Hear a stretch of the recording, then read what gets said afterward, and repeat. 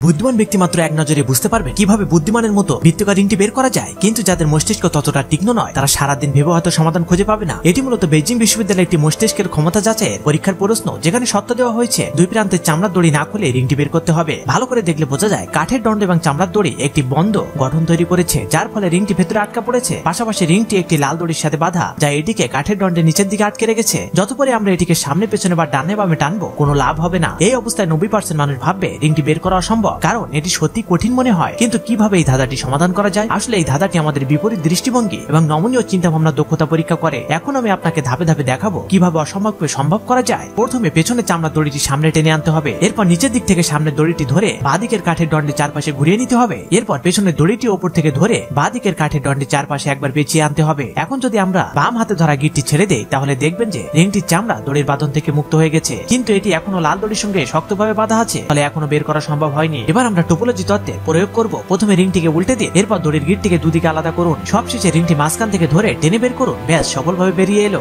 এখন কিছু like subscribe পাওয়া যাবে কি?